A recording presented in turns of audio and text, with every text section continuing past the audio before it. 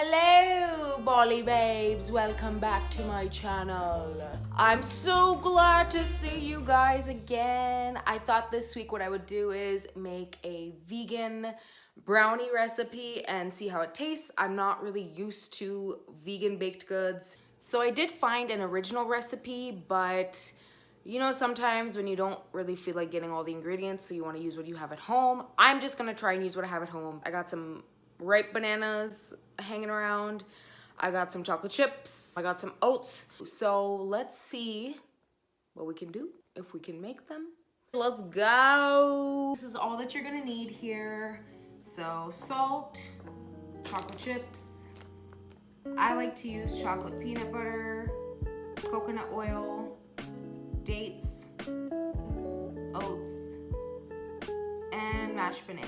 But you can also use applesauce as well.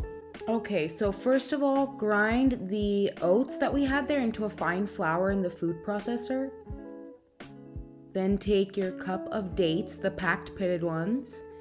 I like to put them in a bowl because what we're gonna do is add some boiling hot water to that bowl just to cover the dates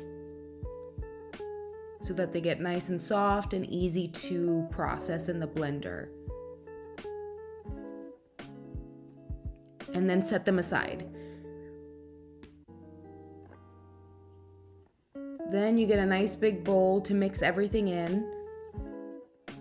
You'll take that oat flour that you ground up earlier and add it to the bowl. Then I add my 1/4 teaspoon of sea salt, so just add that to the oat flour mixture. Then what you want to do is take your mashed banana. You can add all of that. That was about a 1/2 cup.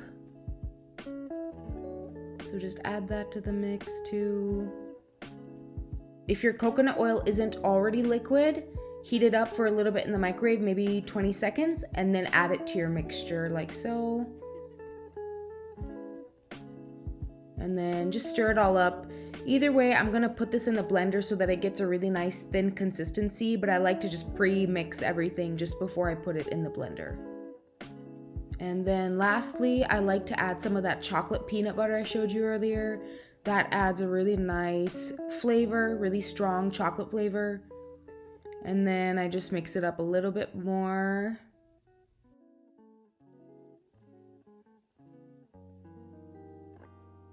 So then we take those dates that we had that were soaking in the warm water and we drain that water, put the dates and the mixture from the orange bowl into a blender and blend it all up. And then we put some foil in our square pan. You can also use a loaf pan or a circular pan. This is just what I had on hand, so I decided to use a square pan.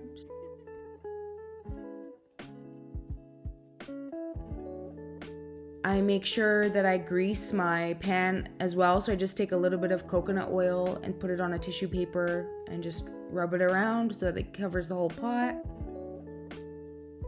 And then just scoop out your mixture and add it to the pan and then spread it out. Try to get all of the corners if you can. As you can see here, I didn't really make enough to cover the whole pan, but I'm still just gonna spread it out. You can take your chocolate chips and put them on top. Some people will put them in the actual mix and then bake it, but I just like to put mine on top. And voila. All right, so here I have the whole pan of brownies. I should have probably waited a little bit longer. I was cutting into them and the chocolate just went everywhere. But that's fine, it's nice, it's like a big chocolate kind of spread. Of course, this doesn't taste exactly like a brownie. Still really good if you just want a quick dessert that's healthy, no sugar added. Yep, I'm gonna go eat these now with some ice cream. I'm gonna go watch a movie. Thanks so much for watching, guys. I love seeing you every week, and I'll see you next week.